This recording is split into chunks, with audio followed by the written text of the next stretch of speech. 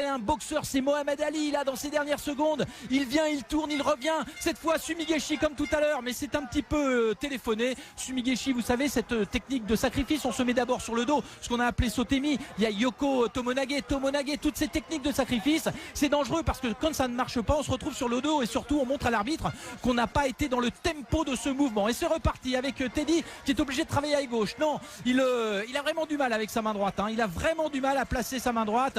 Les Japonais ont compris que tout de suite, dès que la main se levait, il fallait arracher. Et à ce petit jeu, eh bien, notre ami Arasawa a vraiment des consignes très très précises. On connaissait Kamikawa, vous savez, ce japonais qui avait battu Teddy en finale des championnats du monde, toute catégorie à Tokyo. Et bien voici que Arasawa, voilà, ça se prononce presque pareil, mais dans le même registre, arrive à contrer un petit peu Teddy sur ses points forts, ses déplacements. On se bat toujours au Kumikata. Kumikata, c'est la porte d'entrée. Si la porte s'ouvre, on plonge. Et pour l'instant, la porte est blindée, la porte est fermée. Et on n'arrive pas du côté de Teddy à venir franchir cet obstacle. Un petit coup de patte pour faire réagir. Mais le japonais est bien. Le japonais est bien. Ah là il est bien parce que la tête haute, il revient au combat, il recule pas. Il faut que Teddy garde la même puissance, le même tempo, il ne faut pas reculer. Certes il mène, je vous le rappelle d'un Shido. Il faut qu'il slip le japonais quand même à un moment. Mais une 43, une 43, mais on l'a vu faire Ochigari tout à l'heure, on l'a vu faire Ushimata. Mais j'ai là vraiment le sentiment que Teddy est bien là. Il joue tactique, il sent qu'il est pas bien à l'image de cette action là. Il a voulu se retourner en Uchimata, il ne tenait pas la garde, il s'est écroulé là, c'était pas beau. Et d'ailleurs il y a quelques petits sifflets de la part du public. Il y a énormément de connaisseurs des Brésiliens, des Japonais là, et sur ce qu'il vient de montrer, il ne mérite pas de faire basculer son adversaire. C'est reparti, le front haut là pour aller mettre son Kumikata en place. Cette fois il travaille à gauche, c'est le bras gauche qui est monté sur le revers et il tourne, il n'arrive pas à arracher cette main. Voilà qui est fait. Allez, sur deux temps il faut arriver à prendre la nuque. Sur deux temps là, tel un boxeur qui arrive en jump, il faut arriver à prendre la nuque.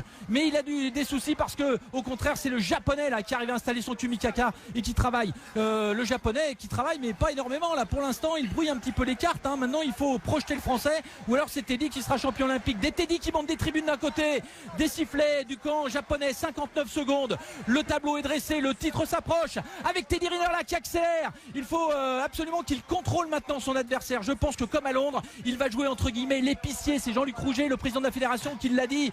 Épicier, c'est pas péjoratif dans notre jargon, ça veut dire que on a tout le tableau de bord au vert et on veut conserver tous ces paramètres qui sont positifs. Avec Teddy Riner là à nouveau à 35 secondes d'un deuxième titre olympique qui se bat au Kumikata, maté de la part de l'arbitre. Il va prendre une petite moulinette, il va prendre un petit Shido. Je pense qu'il reste devant. Oui, il reste devant pour l'instant parce que notre camarade Arasawa a été sanctionné à 2 reprises. Mais dans ce jeu de sanctions, c'est très très risqué. Oh là, il en remet une. Voilà. Il en remet une à Arasawa. Alors cette fois Arasawa à 25 secondes de la fin, va falloir qu'il soit spectaculaire, qu'il attaque. Sans ça, il y a un immense champion qui va doubler son titre de Londres. Arasawa ne fait plus rien. Arasawa tente de prendre le kimono de son adversaire, mais Riner est bien. La Riner est super bien. À nouveau Sumigeshi, ça ne marche pas. Mais comme il a vu que c'était mal engagé, tout de suite pif, il revient, il monte sur son adversaire au sol pour gagner quelques secondes, les secondes du bonheur, une poignée de secondes pour rentrer dans l'histoire. Il est là fatigué, mais il a compris. Riner a compris. Riner a compris, il a compris que le titre était là et que rien ne pouvait lui arriver. Et le japonais qui n'a pas pu s'exprimer dans cette finale va perdre le titre olympique. Et Teddy Riner là, qui tourne une dernière fois et c'est gagné. Un aigle vole sur le Carioca Arena. Teddy Riner, champion olympique pour la deuxième fois, sa 3e médaille olympique. La victoire du réalisme. Il a compris qu'il ne pouvait pas faire chuter son adversaire. Alors, il a montré que son sens tactique était au-dessus du lot. Les livres d'histoire se rappelleront que Riner a gagné et qu'un japonais façonné pour le battre a buté contre un mur. Bravo Teddy, arigoto migoto, merci monsieur Arasawa. C'est Teddy le champion, c'est Teddy le maître. Il devient le poids lourd le plus grand de l'histoire du judo devant les maîtres qui étaient Douillet et quelques japonais. Aujourd'hui c'est Teddy Riner. Il y a, je dois quand même vous le dire, quelques sifflets dans le public. Un public qui n'a pas compris que le judo c'est aussi et surtout peut-être aujourd'hui la victoire. Teddy Riner, champion olympique. Et plus de 100 kilos pour les hommes, on le disait, 3 médailles d'or aujourd'hui. Ça avait débuté par celle de l'aviron, le 2 de couple poids léger pour Jérémy Azou et Pierre Rouin, l'équipe de France donc, qui est en train de nous régaler. Teddy Riner, champion olympique tout de suite. Nous allons retrouver, grâce à Isabelle Langer, Marie-Pierre, sa maman. Bonjour Marie-Pierre. L'arbitre, il va prendre une petite moulinette, il va prendre un petit Shido.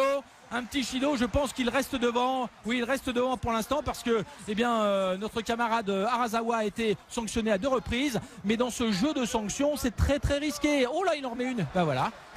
Il en remet une à Harazawa. Alors cette fois Harazawa, à 25 secondes de la fin, va falloir qu'il soit spectaculaire, qu'il attaque. Sans ça, il y a un immense champion qui va doubler son titre de Londres. Harazawa ne fait plus rien. Harazawa tente de prendre le kimono de son adversaire, mais Riner est bien. La Riner est super bien. À nouveau Sumigeshi, ça ne marche pas, mais comme il a vu que c'était mal engagé, tout de suite pif, il revient, il monte sur son adversaire au sol pour gagner quelques secondes, les secondes du bonheur. Une poignée de secondes pour rentrer dans le japonais là, qui arrive à installer son kumikaka et qui travaille. Le japonais qui travaille, mais pas énormément là pour l'instant. Il brouille un petit peu les cartes. Maintenant, il faut projeter le français, ou alors c'est Teddy qui sera champion olympique. Des Teddy qui montent des tribunes d'un côté, des sifflets du camp japonais. 59 secondes. Le tableau est dressé, le titre s'approche avec Teddy Riner là qui accélère. Il faut absolument qu'il contrôle maintenant son adversaire. Je pense que comme à Londres, il va jouer entre guillemets l'épicier. C'est Jean-Luc Rouget, le président de la fédération, qui l'a dit. Oh, épicier, c'est pas péjoratif dans notre jargon. Ça veut dire que on a tout le tableau de bord au vert et on veut conserver tous ces paramètres qui sont positifs. Avec Teddy Riner là à nouveau à 35 secondes d'un deuxième titre olympique qui se bat au kumikata, maté de la part de Shimata. Mais j'ai là vraiment le sentiment que Teddy est bien là. Il joue tactique. Il sent qu'il est pas bien à l'image de cette action là. Il a voulu se retourner en Uchimata. Il ne tenait pas la garde. Il s'est écroulé là. C'était pas beau. Et d'ailleurs, il y a quelques petits sifflets de la part du public. Il y a énormément de connaisseurs des Brésiliens, des Japonais là. Et sur ce qu'il vient de montrer, il ne mérite pas de faire basculer son adversaire. C'est reparti. Le front haut là pour aller mettre son kumikata en place. Cette fois, il travaille à gauche. C'est le bras gauche qui est monté sur le revers. Et il tourne. Il n'arrive pas à arracher cette main. Voilà qui est fait. Allez, sur 2 temps, il faut arriver à prendre la nuque. Sur 2 temps là, tel un boxeur qui arrive en jump, il faut arriver à prendre la nuque. Mais il a des soucis parce que, au contraire, c'est vous savez, ce japonais qui avait battu Teddy en finale des championnats du monde, toute catégorie à Tokyo. Et bien voici que Harazawa, voilà, ça se prononce presque pareil, mais dans le même registre, arrive à contrer un petit peu Teddy sur ses points forts, ses déplacements. On se bat toujours au kumikata. Kumikata, c'est la porte d'entrée. Si la porte s'ouvre, on plonge. Et pour l'instant, la porte est blindée, la porte est fermée, et on n'arrive pas du côté de Teddy à venir franchir cet obstacle. Un petit coup de patte pour faire réagir. Mais le japonais est bien. Le japonais est bien. Ah là, il est bien parce que la tête haute, il revient au combat, il recule pas. Il faut que Teddy garde la même puissance, le même tempo. Il ne faut pas reculer. Certes, il mène. Je vous le rappelle d'un Shido. Il faut qu'il slip le japonais quand même à un moment. Mais une 43, une 43. Mais on l'a vu faire Ochigari tout à l'heure. On l'a vu faire où un boxeur, c'est Mohamed Ali là dans ces dernières secondes. Il vient, il tourne, il revient. Cette fois Sumigeshi comme tout à l'heure, mais c'est un petit peu téléphoné. Sumigeshi, vous savez, cette technique de sacrifice, on se met d'abord sur le dos, ce qu'on a appelé Sotemi. Il y a Yoko Tomonage, toutes ces techniques de sacrifice. C'est dangereux parce que quand ça ne marche pas, on se retrouve sur le dos et surtout on montre à l'arbitre qu'on n'a pas été dans le tempo de ce mouvement. Et c'est reparti avec Teddy qui est obligé de travailler à gauche. Non, il a vraiment du mal avec sa main droite. Il a vraiment du mal à placer sa main droite. Les Japonais ont compris que tout de suite, dès que la main se levait, il fallait arracher. Et à ce petit jeu, notre ami Harazawa a vraiment des consignes très très précises. On connaissait Kamikawa.